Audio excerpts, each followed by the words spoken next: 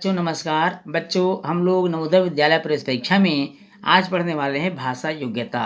और इस भाषा योग्यता के अंतर्गत पढ़ेंगे बच्चों हिंदी भाषा। तो चलिए देखते हैं हिंदी भाषा संबंधित कौन कौन से किस प्रकार के प्रश्न पूछे जाते हैं और कितने भागों में पूछे जाते हैं, इस पर चर्चा करते हैं। बच्चों भाषा योग्यता संबंधित जो प्रश्न पूछे जाते हैं वो दो भागों में पूछे जाते हैं, जिसमें पहला भाग आता है अपठित गद्यांश, अर्थात अनुच्छेद यह होता है और उस अपठित गद्यांश को पढ़ करके दिए गए प्रश्नों का उत्तर देना होता है। दूसरे भाग में बच्चों भाषा एवं व्याकरण खंड की आवश्यकता पर ध्यान दिया जाता है। भाषा एवं व्याकरण खंड, जिसमें व्याकरण से संबंधित सारे प्रश्न पूछे जाते हैं बच्चों। तो चलिए देखते हैं पहला भाग अपठित गद्यांश। नवोदय विद्यालय प्रवेश परीक्षा के अंतर्गत हिंदी भाषा के ज्ञान की परीक्षा ली जाती है। इसका उद्देश्य हिंदी की समझ को जानना तथा विकसित करना है। भाषा परीक्षा का स्वरूप निम्न प्रकार होता है। परीक्षा में सामान्यतः 4 अनुच्छेद दिए जाते हैं। ध्यान से सुनिएगा बच्चों, परीक्षा में सामान्यतः 4 अनुच्छेद अर्थात 4 अपठित गद्यांश दिए जाते हैं। प्रत्येक अनुच्छेद से अर्थात अपठित गद्यांश से 5-5 प्रश्न पूछे जाते हैं। ये प्रश्न अनुच्छेद से संबंधित होते हैं अर्थात अपठित गद्यांश से संबंधित होते हैं। इन प्रश्नों में तथ्य, आंकड़े, विचार, कारण तथा गद्यांश में निहित शिक्षा आदि संबंधित प्रश्न पूछे जाते हैं। अब अपठित गद्यांश को हल करने की विधि ध्यान से समझिएगा बच्चों, इसको कि अपठित गद्यांश को हम कैसे हल करें। इस परीक्षा के अंतर्गत दिए गए गद्यांशों को छात्रों को ध्यानपूर्वक पढ़ना चाहिए। बच्चा कहने का मतलब ये है बच्चों कि आप सबको बहुत ध्यान से इस अनुच्छेद को, इस गद्यांश को आपको पढ़ना है। प्रत्येक गद्यांश को पढ़ने के बाद उसके नीचे दिए गए प्रश्नों को पढ़ना चाहिए। सबसे पहले प्रत्येक गद्यांश के प्रश्न एवं उसके बाद गद्यांश भी पढ़ सकते हैं। प्रश्नों को पढ़ने के बाद गद्यांश को पुनः सावधानीपूर्वक पढ़ना चाहिए। जिस प्रश्न का उत्तर मिलाया जाए उस पर आपको रेखांकित कर देना चाहिए या उस पर अंडरलाइन लगा देनी चाहिए। इससे क्या होगा बच्चों, आप बाद में जब आप प्रश्न पढ़ के उत्तर देंगे तो आपको उत्तर पढ़ने में, उत्तर को लगाने में, उत्तर का विकल्प चुनने में आपको बहुत आसानी होगी। तथ्य, आंकड़े तथा नाम वाले प्रश्नों के उत्तर बहुत सरल होते हैं। इनमें कोई कठिनाई नहीं होती, न ही अंक कटते हैं। अतः इन्हें हल करते समय शीघ्रता नहीं करनी चाहिए। शीघ्रता करने से उत्तर की गलत होने की संभावना बढ़ जाती है। बच्चों कुछ प्रश्न अर्थ समझने या अनुमान लगाने से संबंधित होते हैं। इनमें बहुत सावधानी रखनी चाहिए। प्रत्येक विकल्प पर ध्यान से बच्चों, प्रत्येक बारे में आपको बहुत ध्यान से सोचने और समझने की आवश्यकता होती है। यदि किसी गद्यांश में शीर्षक संबंधी प्रश्न हो तो शीर्षक सदैव केंद्रीय भाव के आधार पर निर्धारित करना चाहिए। शीर्षक संक्षिप्त हो, सरल हो और मूल भाव को व्यक्त करने वाला होना चाहिए। इसके चयन में मूल गद्यांशों के शब्दों को ग्रहण किया जा सकता है। सामान्यतः गद्यांश के प्रारंभ या अंत में शीर्षक छुपा होता है। शीर्षक बहुत ही संक्षिप्त और सरल होना चाहिए बच्चों। शीर्षक के शब्द का मूल गद्यांश से उस क्रम में या उस क्रम की व्यवस्था से लिए जा सकते हैं। प्रश्न के उत्तर सदैव अनुच्छेद के आधार पर ही दिए जाने चाहिए। अपने विचार अथवा मत का प्रयोग अनुच्छेद के उत्तर देते समय, गद्यांश के उत्तर देते समय, अपठित गद्यांश के उत्तर देते समय बिल्कुल भी ना करें। बच्चों भाग 2 भाषा एवं व्याकरण खंड की आवश्यकता। जवाहर नवोदय विद्यालय प्रवेश परीक्षा का पैटर्न परिवर्तनशील है बच्चों, बहुत ध्यान समझिएगा इसको। परीक्षा का पैटर्न प्रत्येक 2-3 वर्ष के पश्चात थोड़ा बहुत परिवर्तित किया जाता है।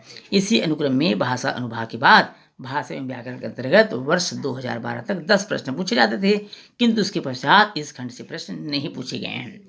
भाषा एवं व्याकरण खंड की भी महत्वपूर्ण एवं छात्र उपयोगी है, क्योंकि यह निश्चित नहीं है कि भाषा एवं व्याकरण खंड के प्रश्न किस वर्ष पुनः इस परीक्षा में जोड़ दिए जाएं, कहा नहीं जा सकता। अतः इस खंड का अभ्यास करना आवश्यक है। व्याकरण को भाषा की आत्मा कहा जाता है बच्चों। व्याकरण के बिना भाषा को बोला तो जा सकता है, किंतु शुद्ध उच्चारण, शुद्ध लेखन नहीं किया जा सकता। अतः यह खंड वैसे भी परीक्षार्थियों के लिए आवश्यक है, जिससे उनकी भाषा पर पकड़ मजबूत होती है तथा इसका लाभ परोक्ष रूप से अनुच्छेदों को हल करने में मिलता है। इन्हीं तथ्यों को ध्यान में रखते हुए प्रस्तुत खंड में, प्रस्तुत भाग में हिंदी का व्याकरण संक्षिप्त, सरल, सुबोध एवं परीक्षार्थी के लिए हितकारी का संकलन प्रस्तुत किया जा रहा है। अन्य खंडों की भांति व्याकरण इस खंड में भी पूर्व वर्षों में आयोजित जवाहर नवोदय विद्यालय प्रवेश परीक्षा में पूछे गए प्रश्नों का समावेश किया जाएगा बच्चों। और आप सबको अभ्यास कराने हेतु कुछ महत्वपूर्ण पैटर्नों पर आधारित कुछ संगठित प्रश्नों की एक श्रृंखला दिया जाएगा बच्चों। और सभी परीक्षार्थी यह भी निश्चित रूप से वीडियो को देखें और समझें और उसको बार बार अभ्यास करें, जिससे क्या होगा कि आपकी भाषा खंड की तैयारी बहुत अच्छे से हो जाएगी बच्चों। और यदि कोई परिवर्तन अगर परीक्षा में होता भी है तो वो आपको किसी प्रकार कोई संशय नहीं रहेगा, आप बहुत अच्छे से आंसर दे सकेंगे। अब आइए बच्चों देखते हैं अनुच्छेद नंबर 1। ध्यान से सुनिएगा बच्चों और ध्यान से इसको देखिएगा। भारत एक कृषि प्रधान देश है। यहाँ की अर्थव्यवस्था कृषि पर आधारित है, किंतु यहाँ के किसानों की वास्तविक तथा आर्थिक दशा अत्यंत ही दयनीय रही है। कृषि उत्पादन में इच्छित वृद्धि लाने के लिए आधुनिक तरीके से खेती करना आवश्यक है और आधुनिक तरीके से खेती करने के लिए रुपयों की आवश्यकता होती है। ये रुपए किसान उच्च ब्याज दर पर महाजनों से प्राप्त करते हैं। खेती के लिए किए गए ऋणों को चुकाने के लिए उन्हें अपनी आय का अधिकांश भाग महाजनों को देना पड़ता है और यही कारण है कि किसानों की माली हालत सुधर नहीं रही है। तो आपने अनुच्छेद को बहुत ध्यान से देख लिया बच्चों। अब आइए देखते हैं इनसे पूछे जाने वाले प्रश्नों को। अब यहाँ पहला प्रश्न है बच्चों, भारतीय अर्थव्यवस्था किस उद्योग पर आधारित है? पटसन उद्योग पर। आपने अनुच्छेद पढ़ लिया है बच्चों, उसी पर आधारित प्रश्न आपको देना है, प्रश्न का उत्तर देना है। पटसन उद्योग पर। ऑप्शन बी कृषि उद्योग पर। तीसरा ऑप्शन है चाय उद्योग पर और चौथा ऑप्शन है इस्पात उद्योग पर। दूसरा है भारतीय किसान की वास्तविक तथा आर्थिक दशा कैसी है? अत्यंत अच्छी है, सामान्य है, अत्यंत दयनीय है। तीसरा प्रश्न है बच्चों, आधुनिक तरीके से खेती करना क्यों आवश्यक है? पहला, विदेशी तरीकों के अनुकरण के लिए, इसमें जोखिम नहीं रहता, उत्पादन में इच्छित वृद्धि होती है और किसानों की दशा सुधारने के लिए। चौथा प्रश्न है बच्चों, किसानों को रुपए की आवश्यकता क्यों होती है? ऑप्शन ए, आधुनिक तरीके से खेती करने के लिए, घर बनाने के लिए, जीवन यापन करने के लिए, जमीन खरीदने के लिए। पांचवा प्रश्न है बच्चों, किसान कहाँ से रुपए प्राप्त करते हैं और फिर उन्हें अपनी आय का अधिकांश भाग किसे दे देना पड़ता है? बैंक को, सरकारी समिति को, सरकार को या महाजन को? तो आपने गद्यांश अच्छे से पढ़ लिया है बच्चों। आइए एक नज़र और गद्यांश पर डालते हैं। भारत एक कृषि प्रधान देश है। यहाँ की अर्थव्यवस्था कृषि पर आधारित है। देखिए बच्चों, हमको इससे संबंधित प्रश्न पूछा गया है कि भारत की अर्थव्यवस्था किस पर आधारित है? कृषि आधारित। ध्यान रखिएगा, इस उत्तर पर आप टिक लगा लीजिए, अंडरलाइन कर लीजिए। किंतु यहाँ के किसानों की वास्तविक तथा आर्थिक दशा अत्यंत ही दयनीय हो रही है। कृषि उत्पादन में इच्छित वृद्धि लाने के लिए आधुनिक तरीके से खेती करना आवश्यक है और आधुनिक तरीके से खेती करने के लिए रुपए की आवश्यकता होती है। रुपए किसान उच्च ब्याज दर पर महाजनों से प्राप्त करते हैं। देखिए बच्चों, ये भी प्रश्न पूछा गया है कि किससे प्राप्त करते हैं? महाजनों से प्राप्त करते हैं। खेती के लिए लिए गए इन ऋण को चुकाने के लिए उन्हें अपनी आय का अधिकांश भाग महाजनों को दे देना पड़ता है। यह भी प्रश्न पूछा गया बच्चों कि उसे महाजनों को देना पड़ता है या किसको देना पड़ता है? तो यहाँ आपने गद्यांश में देख ही लिया है कि महाजनों को दे देना पड़ता है। यही कारण है किसानों की माली हालत सुधर नहीं रही है। अब चलिए सभी प्रश्नों के उत्तर बारी बारी से देख लेते हैं। अब इसमें पहला प्रश्न था, भारतीय अर्थव्यवस्था किस उद्योग पर आधारित है? बहुत सरल बच्चों, आप सबने गद्यांश को अच्छे से पढ़ लिया है। अब देखते हैं उसका उत्तर क्या होना चाहिए। भारतीय अर्थव्यवस्था किस उद्योग पर आधारित है? तो हमने गद्यांश में देखा कृषि उद्योग पर आधारित है। दूसरा है, भारतीय किसान की वास्तविक तथा आर्थिक दशा कैसी है? तो अत्यंत दयनीय है गद्यांश के अनुसार। आधुनिक तरीके से खेती करना क्यों आवश्यक है बच्चों? क्यों आवश्यक है? उत्पादन में इच्छित वृद्धि के लिए। तो ये तो था 3 प्रश्नों का उत्तर। अब देखते हैं चौथा और पांचवा। किसानों को रुपए की आवश्यकता क्यों होती है? बहुत सिंपल है, गद्यांश आपने पढ़ा है बच्चों। तो आधुनिक तरीके से खेती करने के लिए उनको रुपए की आवश्यकता होती है। किसान कहाँ से रुपए प्राप्त करते हैं और उन्हें फिर अपनी आय का अधिकांश भाग किसे दे देना पड़ता है? तो रुपए प्राप्त करते हैं कहाँ से बच्चों? महाजन से, और उसे ही अपने आय का अधिकांश भाग दे देना पड़ता है। तो ऑप्शन 4 इसका सही आंसर होगा। अब आइए बच्चों देखते हैं दूसरे अनुच्छेद को, और दूसरा अनुच्छेद है, पूर्वी तिमोर की जनता को उम्मीद है कि राष्ट्रपति पद के रूप में जोस रामोस होर्टा, ध्यान सुनिएगा बच्चों, जोस रामोस होर्टा के हाथ में शासन की बागडोर पहुंचने से देश में शांति स्थापना की कोशिशों को बल मिलेगा। पूर्वी तिमोर भले ही छोटा सा देश है, लेकिन होर्टा का अंतर्राष्ट्रीय कद काफ़ी बड़ा है। इंडोनेशियाई शासन से देश की मुक्ति के लिए उन्होंने अपनी लेखनी के माध्यम से करीब 25 साल तक शांतिपूर्वक सतत संघर्ष जारी रखा। इस उल्लेखनीय कार्य के लिए होर्टा को वर्ष 1996 में नोबेल शांति पुरस्कार से सम्मानित किया गया।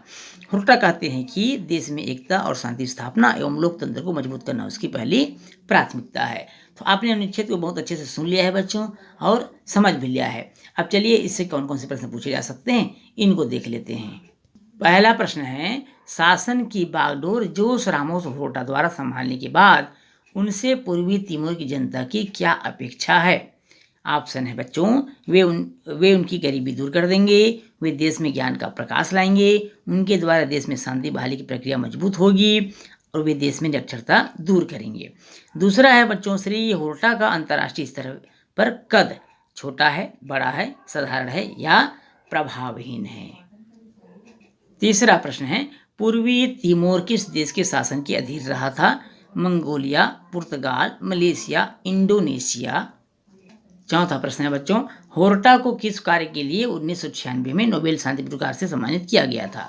विदेशी शासन के विरुद्ध शांतिपूर्ण संघर्ष के लिए, उच्च कोटि के लेखन के लिए, शिक्षा के प्रसार में योगदान के लिए, लोकतंत्र की स्थापना के लिए। पांचवा प्रश्न है बच्चों, पूर्वी तिमोर कैसा देश है? छोटा, बड़ा, सामान्य आकार का, उपर्युक्त में से कोई नहीं। अब आइए बच्चों एक बार और गद्यांश पर नजर डालते हैं, फिर इनके उत्तरों को देखेंगे। पूर्वी तिमोर की जनता को उम्मीद है कि राष्ट्रपति पद के रूप में जोस रामोस होर्टा के हाथ में शासन की बागडोर पहुंचने से देश में शांति स्थापना की कोशिशों को बल मिलेगा।